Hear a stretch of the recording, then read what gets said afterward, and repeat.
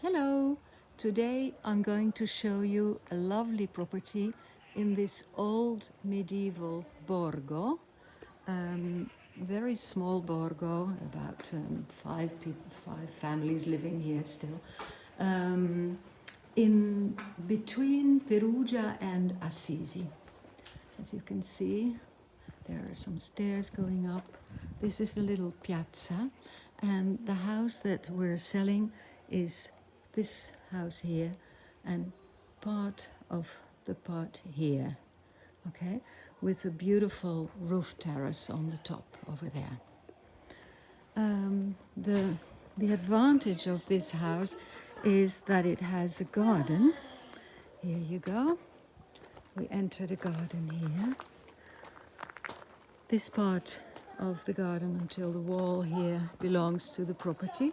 They also have a well. There's some children playing on the other side of the borgo. And there is also a garden to the back here on top of this wall. Let me just show you from here. Here you go. There are some ruins of an old church, an old house in there on the other side. But the house itself has been completely restored in the 90s. Okay, so here we go. This is the little piazza. Some kids living here, some elderly people. And here we enter the property itself. Okay, we first enter a lounge with a kitchen, all in medieval style. This is like, for instance, this is the fridge, and this is the cooker, the induction electrical cooker, and over there you can put a dry washer, and that's the sink. So it's all in medieval style with a cast iron stove and old-fashioned medieval style furniture in here. If you like the furniture and the style, the owners are willing to sell them with the property. Otherwise, the property will be sold empty. The garden that you see from here, with beautiful views onto Bettona and Assisi, just behind the hill over there, is in common with the neighboring house over there. So this part is about 500 square meters, is in common. And over there, where the arch is, that used to be the arch, the entrance of an old church. And the land and until the other walls over there are private, but they belong to this property. And they connect to the rest of the land on the other side. So the land is private land is about 400 square meters, and the common land with the other neighbors, 500. Here is a very small bathroom.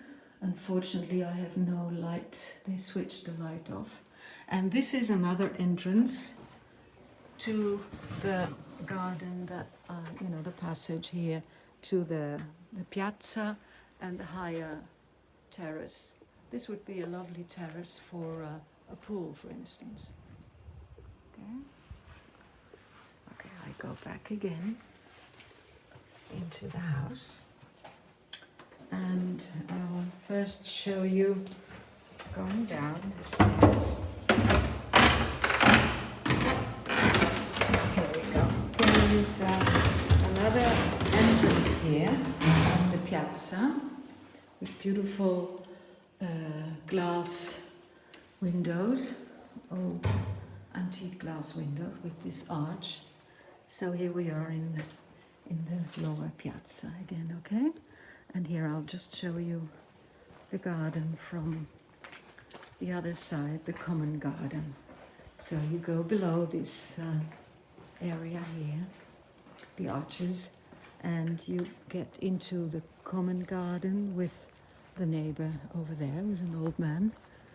And let me just show.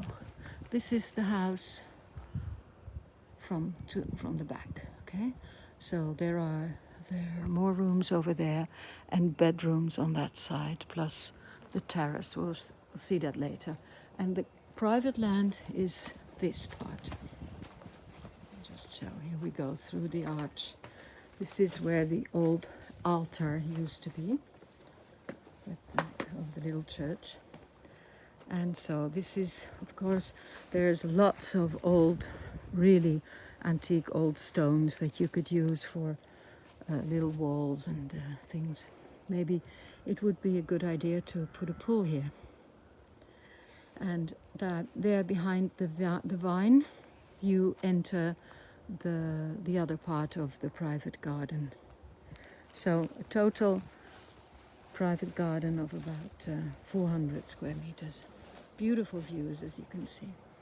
And I just sneak over the wall here into the garden of the neighbors. As you can see, they have a pool. So if it's well kept, that's what it could look like. Okay. Here you go. Okay, now, oops. Let me go down again and continue the visit inside. Okay. So there is an entrance from that room. We'll go there, turning around now, directly into the garden. Okay. So we go back again under the arch into the piazza. This is the house itself, and into the lower room. This room used to be used as a study, but yeah, you could still use it as such. And here is a laundry, and there also is the heating system over there. And here we go. Over here, this is the door that I just showed you that leads into the garden, the common garden, and then to the right there is the arch for the private part. Here, I'm not going down, well, just very quickly. This is a very old cellar, but it's very dark and we have no light here. It's a beautiful arched cellar. It's great for wine and keeping things. It's a beautiful place. They restored it. So here we go. We go back up again. Wooden stairs. Back into the main room over here. And now we go up to the first floor. Okay. The stairs. And here we enter a completely different style. This is more Baroque style, not so much medieval. With very shiny floors and hello.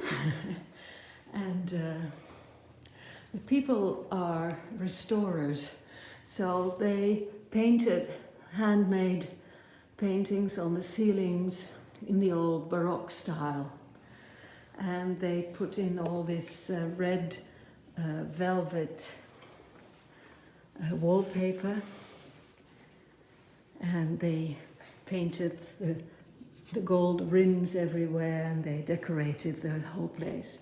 Murano lamps. It's a beautiful place. And here you have a very nice terrace. Two terraces actually. One here and one there. And there, over there you can see the neighbor's pool again and the beautiful views. The airport of Perugia is not far from here, and you can also see the road leading to Ancona. So you're in a very central position. It's a very quiet place, but also very centrally located. Okay. They also made a small kitchenette, Baroque kitchenette here, old style Wedgwood, I think the lady said. If you like this style, you can keep some things or take them over. They can sell them. If not, they will take everything out.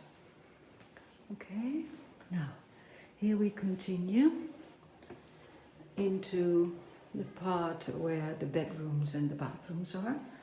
This is a small bathroom. It's a decorated sink. There is a shower, a small shower over there. This is a small cabinet hidden behind this Baroque pillar, as you can see. Okay. Then here we have a very small bedroom with a view onto the piazza. Cupboards again, and there also is a storage area over there. Then here is a main bedroom with a small French window onto the garden. And here you can see the children are playing there in the garden, so it's not a completely dead village. There is some life going on here, fortunately. You're very close to Perugia, and also Assisi, and the shops and supermarkets are very nearby. Okay, here is a bathroom, and this is the large bedroom with, again, this wardrobe, which has been made by the owners themselves. And here is, again, a beautiful French window with views onto the hills and the countryside.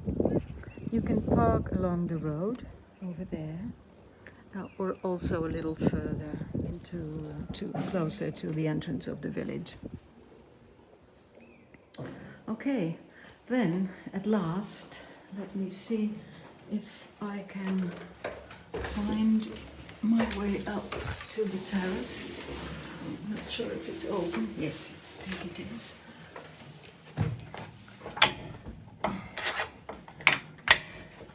No, it's not. Let me see. Yes, it is. Here it is. I just want to show you this amazing roof terrace on top of the village with these great views over the... You can see some sheep over there. See? It's a very quiet area, but still you can see other houses and borgos and little villages around. The village of Pianello is over there. There are some shops and supermarkets and post offices and services. The airport is over there. I think you can even see a plane coming down at the moment. Let me just see. It looks as if you can see the stretch of the landing strip. And Perugia is over there, in that area. There are flights from London daily to Perugia, from Rotterdam, from Vienna. There are flights to Sicily, to Sardinia, to Poland, and all kinds of countries. So it's a small airport, but yeah, the airplane landed, as you can, maybe you can see it. Anyway, today is a bit cloudy. Behind that hill, the little village is Assisi. It's a bit cloudy today, but after a very long hot summer, we welcome a little clouds and some rain. So, well, that's about it. The house is about 200 square meters large. As I told you, the garden is 400 square meters. This is the roof. And the common garden 500. Okay, well, if you want more information, send me an email to lecasadidori@gmail.com and I can give you all the information. All right, bye-bye.